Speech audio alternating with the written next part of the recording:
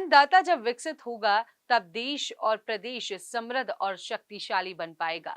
तपती धूप, कड़ाके की सर्दी और झमाझम बारिश में भी खेतों में खड़ा रहने वाला किसान, वही है असली नायक। वही है हमारी अर्थव्यवस्था की रीढ़।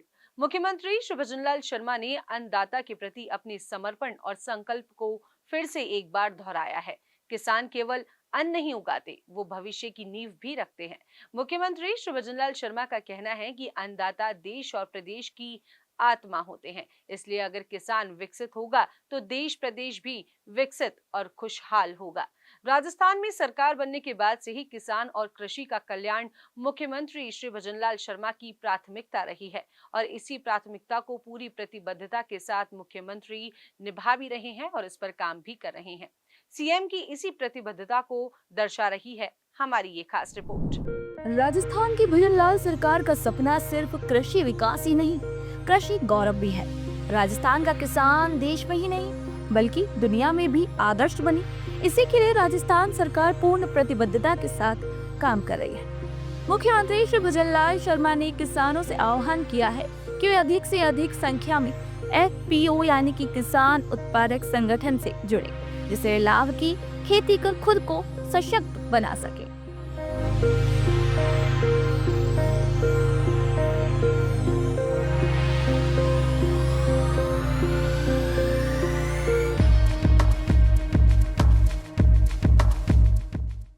किसान सिर्फ खेती नहीं करते, वे जीवन की नींव रखते हैं। किसानों की मेहनत से ही भारत ने खाद्य सुरक्षा को सुनिश्चित किया है और किसानों की बदौलत ही हम विश्व में एक अग्रणी कृषि शक्ति के रूप में उभरे हैं।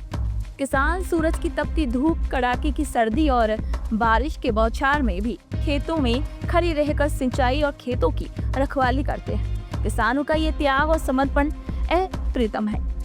मैं आपके बीच का हूँ, एक एक दर्द को समझता हूँ। मैं यही कहना चाहता हूँ कि मुझे पता है कि मेरे किसान का और किसान पुत्र का कैसे भला हो सकता है।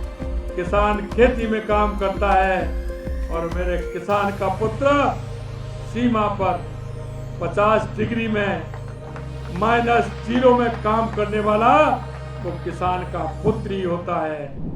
किसान सम्मेलन कार्यक्रम में 30,000 किसानों को 137 करोड़ रुपए का अनुदान हस्तांतरण। प्रधानमंत्री किसान सम्मान निधि राशि में वृद्धि। मुख्यमंत्री थार सीमा क्षेत्र विकास कार्यक्रम। मंगला पशु बीमा योजना में लाभान्वितों का दायरा भी बढ़ाया गया। पशुधन निशुल्क आरोग्य योजना में औषधियों व टीकों की संख्या बढ़ाकर की गई 200। ऑर्गेनिक खेती को बढ़ावा देने के लिए बैल से खेती को प्रोत्साहन। 30,000 रुपए की प्रोत्साहन राशि भी दे रही है राजस्थान सरकार। मुख्यमंत्री श्री भजनलाल शर्मा का मानना है कि लघु और सीमांत किसानों को लाभ की खेती करने के लिए प्रोत्साहित किया जाए। इसके लिए एफपीओ के माध्यम से किसान सामूहिक होकर काम करते हैं, जिससे उन्हें कृषि अनुदान, सस्ते बीज और फसल का उचित मूल्य मिलता है। राज्य सरकार किसानों के हितों का ध्यान रखने के लिए एफपीओ जैसी पहलों को प्रोत्साहित कर रही है।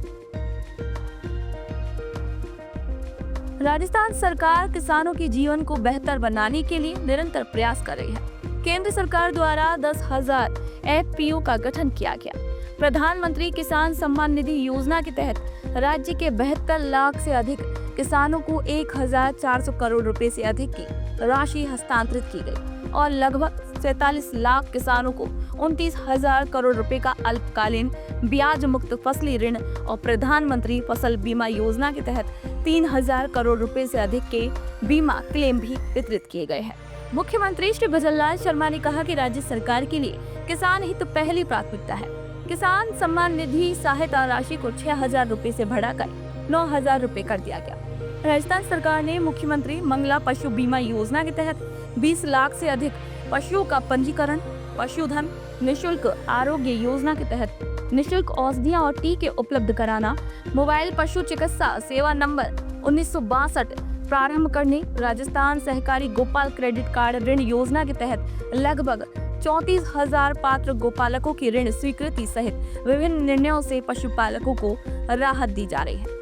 इस वर्ष के बजट में भी बांसवाड़ा में 20 करोड़ रुपए की लागत से सेंटर ऑफ एक्सीलेंस फॉर मेज की स्थापना ग्लोबल राजस्थान एग्रीटेक मीट ग्राम का आयोजन, विभिन्न क्षेत्रों में कृषि उपज मंडी खोलने जैसे प्रावधानों से किसानों को समृद्ध बनाया जा रहा है। मुख्यमंत्री श्री भजनलाल शर्मा का कहना है कि उन्होंने खेती का हर काम किया है और वे किसानों की सभी समस्याओं को भली भांति जानते हैं। इसीलिए राज्य सरकार किसानों को 2027 तक दिन में बिजली देने के लिए प्रतिबद्ध है। उन्होंने कहा कि किसानों के लिए बिजली पाने की प्राथमिकता पर काम करते हुए राज्य सरकार द्वारा राइजिंग राजस्थान में 35,000 करोड़ रुपए के MOU किए गए। राज्य सरकार की ERCP, यमुना जल समझौता, देवास परियोजना जैसे निर्णयों से किसानों को पेयजल और सिंचाई के लिए पानी की आपूर्ति सुनिश्चित की जा रही है। हम कहना चाहते हैं, जो हमने किसानों से कहा है, राजस्थान की जनता से कहा है कि 2027 तक हम किसान को दिन में बिजली देंगे, पूरी तरह से देंगे, उद्योग को भी देंगे, उपभोक्ता को भी देंगे। और अभी आपने देखा, इन्होंने कहा हम 100 यूनिट देंगे, हमने कहा हम सोलर से निर्धारित करेंगे, हम 150 यूनिट फ्री देंगे। वो काम भी हमारी सरकार ने किया है। खेती सिर्फ व्यवसाय नहीं, वह एक तप है और इस तपस्वी किसान के सम्मान में राज्य सरकार ने समर्पित किया है अपना हर निर्णय। मुख्यमंत्री श्री भजनलाल शर्मा की सोच है कि जब तक खेत हरा भरा नहीं होगा तब तक देश की तस्वीर अधूरी रहेगी और इसलिए आज जो बीज बोया गया है वो आने वाले समय में आत्मनिर्भर और सशक्त किसान का स्वर्णिम भविष्य बनकर उभरेगा, क्योंकि अन्नदाता विकसित तभी प्रदेश विकसित।